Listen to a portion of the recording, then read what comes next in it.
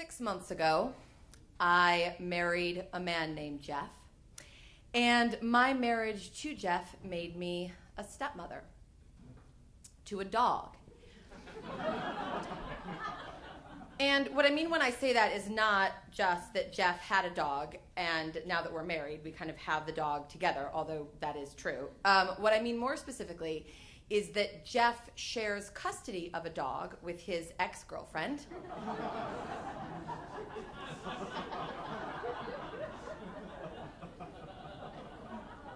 And as I am now his wife, I also share custody of a dog with his ex-girlfriend. I found out about this dog share situation very early in the relationship. The first time I went over to his apartment, there was a dog there, and she's like, woof, woof. And I'm like, oh my God, hi. Are you a cutie? Are you a little cutie? I'm not really a dog person. I'm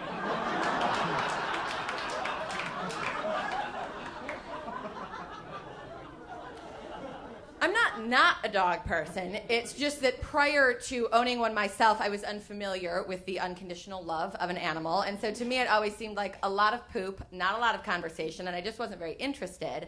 However, if I was interested in a man who owned a dog, I would do a full song and dance about the dog to lock the business down. Be like, blah, yeah, your dog. Because I always felt it was this very weird sort of like surreal audition for my maternal instinct.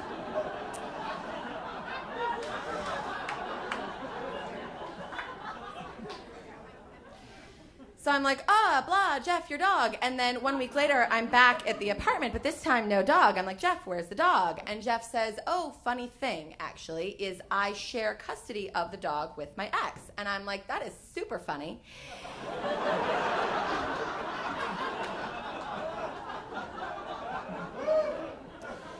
And also so surprising, really, because I didn't even know there was an ex, because I didn't stalk both of you on Facebook prior to this evening. And he's like, you're being sarcastic. I was like, yes, I'm being sarcastic. And then he said, okay, but in a non-sarcastic way, I ask, how do you feel about the dog share? And I said, well, I don't know, really, because I didn't. There was part of me that was kind of like, okay, great. Like, this is what the modern people are doing today. But then the other part of me was like, this shit sounds dysfunctional. What?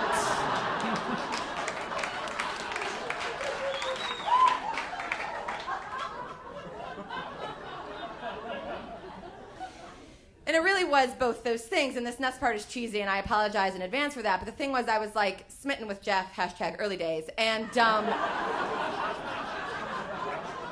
and so I did what you do when you're smitten, which is you just act agreeable. Like, you're not actually even acting agreeable because you're so smitten, you feel so agreeable, and then it's like, roll of the dice as to whether or not I'm going to resent you for this later on.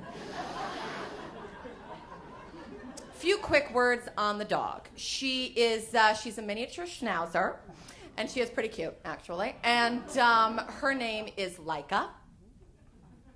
Few quick words on the ex. She is a human woman. She's also pretty cute, actually. And her name is Gina. Jeff and Gina were together for 10 years, which is a long time. Never married, no kids.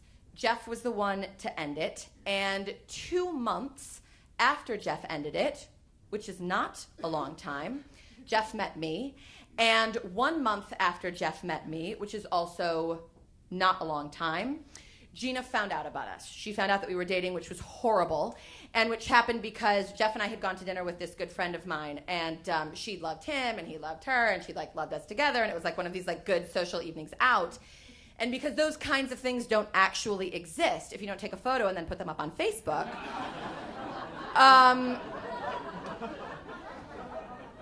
I awoke the following morning to discover, to my profound dismay, that my friend had put a photograph of Jeff and me together up on Facebook. And not only that, she'd tagged us. And not only that, she'd used the caption, "Lovebirds." few quick words on me.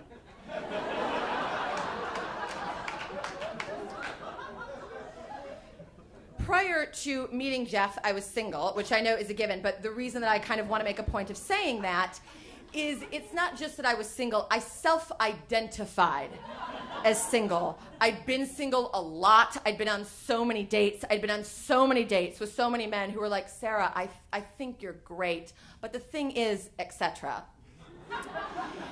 And so when suddenly I was the one with the guy, and a fellow member of my sisterhood was in pain, in part because of me, I made a promise, not dissimilar from the Girl Scout promise. On my honor, I will try to serve the sisterhood of single women by being kind and understanding to this one woman who just went through a breakup, and to live by the Girl Scout law. Should have been effortless. But the thing was, that it wasn't effortless. And the reason why, at least in part, was because I had not prepared, and that was on me, but I had not prepared for the amount of involvement that Gina seemed to want in Jeff's current life. I'm talking in addition to any and all kind of dog-related things, right? So there's like a lot of calling. There's a lot of texting. There is a lot of activity on the old Facebook page. A lot of kind of like, we really need to catch up over coffee. We really need to catch up over dinner. And the best part of me understood that all that stuff, every single inch of it, was about a woman who is in pain, right? She's going through a breakup. These things take time, and she had had no time. But the worst part of me, which is basically me,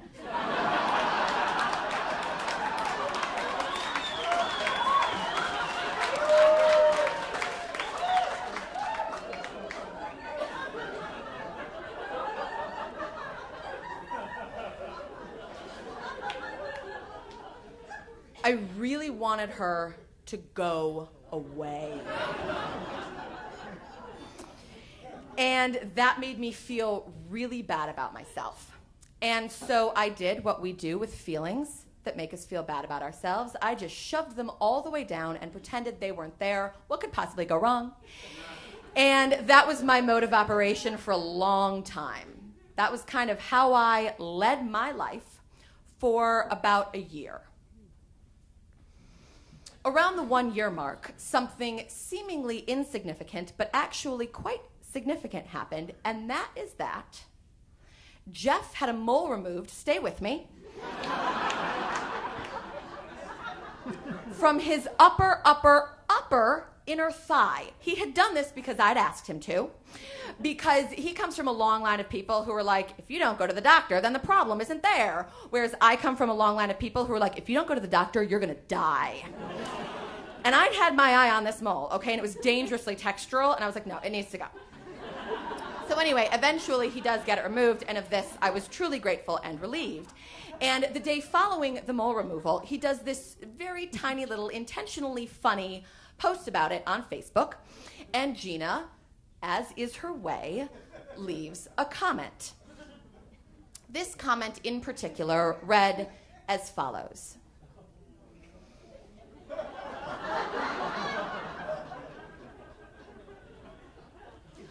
What?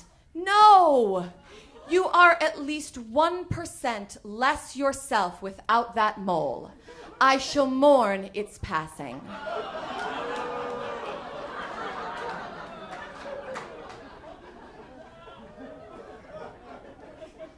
And I read that particular comment, and I thought about it for a second. And I don't know what the technical medical term is for what happened next. But speaking as a layperson, I can tell you that I went apeshit. It was as though, like, every little, are you kidding me, that I'd been suppressing down for a year exploded into the big, great, are you fucking kidding me, of my life. I lost my mind. I screamed. I pounded my fist against the wall. I was saying things out loud to myself, like, you know what, Gina, just go ahead and write, Jeff and I are so close on Facebook. I know what he looks like naked on Facebook. Seriously. Just do it because it would at least be more honest and direct if you did. I was so angry for a multitude of reasons. Number one, because I'd been repressing my natural feelings for a year, and that's going to do it to you. Number two, because Gina wasn't going anywhere because of Laika. She was around and she was staying around, and I felt so powerless as a result of this. Number three, because I'd been reminded, as I so often was, of the length and intimacy of Jeff and Gina's relationship. It was like, oh, right, yes, of course. Of course she knows that mole because they shared a bed together for 10 years. It's like such an overwhelming length of time. And number four, because that mole was some precancerous shit.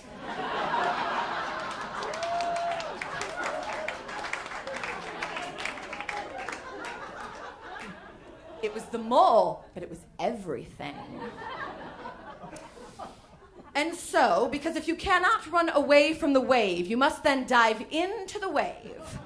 I did the only thing I knew how to do. I went back to the computer. I went back onto Facebook. I went back to Gina's comment. I clicked on Gina's profile. I clicked on the message button on Gina's profile.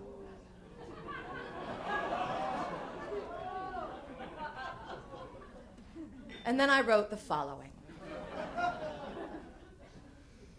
Gina.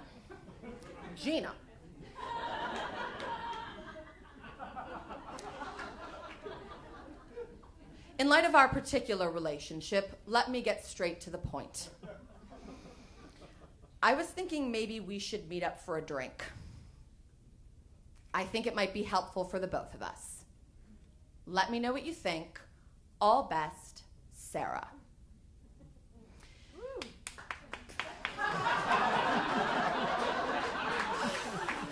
Thank you, but no thank you. But thank you. 2 hours later, Gina wrote back, Sara, I read your message and had two prevailing thoughts. The first was thank you. The second was fuck off. But the thing is, the part of me that thinks thank you is the part I like the best. So yeah, let's do it. Let's go for a drink. 3 nights later, Gina and I, just the two of us, met up for a drink. Personally, I prepared for what I now call the X Games of emotions, with a manicure and full facial threading because I had to beautify. Do you know what I mean? Because I was so nervous about the whole thing from the get-go, and then what made it worse is that the subway broke down on the way there, and so I had to literally run the last 15 minutes, and I don't know when last you combined a bit of sweating with a full facial threading, but it stinks, okay? So I just remember walking into this bar and being like, my face is on fire, my face is on fire. And then Gina walked in, and she looked perfect, and that made me more nervous. And so then as my conversational entree, I said, hi, you look like all the photos of you that I've stalked on Facebook. But it was hashtag too soon, and she didn't laugh. Not that she should have, and it was just totally a mess. But eventually I stopped sweating. Thank you guys very much. And then we had a drink, and then we had a couple of drinks, and then it kind of wasn't a mess, because the thing was, right, we had both showed up to the X Games of emotion, and I felt kind of like that helped build this base level of respect that allowed us to talk honestly. Gina talked about how so many of her actions toward Jeff just felt to her like this fight for a friendship with Jeff. I talked about how I'd made the promise of the sisterhood of single girls to her, but it didn't go great. And we talked together about what it was that we both represented to the other person, which, of course, that you can build a life with someone and that person can choose to leave. That all took 1 hour, but we wound up out together for another 5. And here's how. It was kind of like once all that baggage was off me and on the table, I could start to realize that I actually kind of liked her. I thought she was much more self-aware in person than I thought she seemed online. I thought she was funny. I thought she was warm. And I really appreciated that she was open to talking all this stuff out in the attempt of diffusing it. Because believe me, we diffused it. We talked, we got drunk, we laughed, and we diffused it. And I walked in the front door at 3 in the morning, and Jeff was like, oh my God, I was worried she killed you.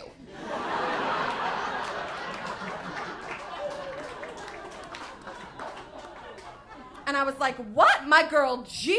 No way. We diffused that shit. We diffused it, and I liked her, and she liked me, and I understand why you were with her, and it's possible that I'm drunk, and I just feel so good. That feeling was not sustainable. Because even if you like a person in person, if you're mostly not in person, and if they do tend to text your husband a bit more often than you'd like, you can still get the tiniest bit annoyed. One afternoon, several months later, I took Laika out for a walk all by myself, and on the way we met this other miniature schnauzer, and I got to talking with the owner, like you do, and she was like, oh, your dog's so cute. And I was like, oh, thank you. Your dog's so cute. And she's like, how old is she? And I was like, oh, she's 5. How old is he? And she's like, oh, he's 18. Ma'am, are you okay?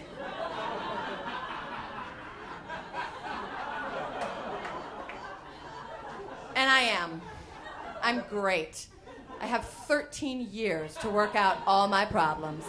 Thank you, guys.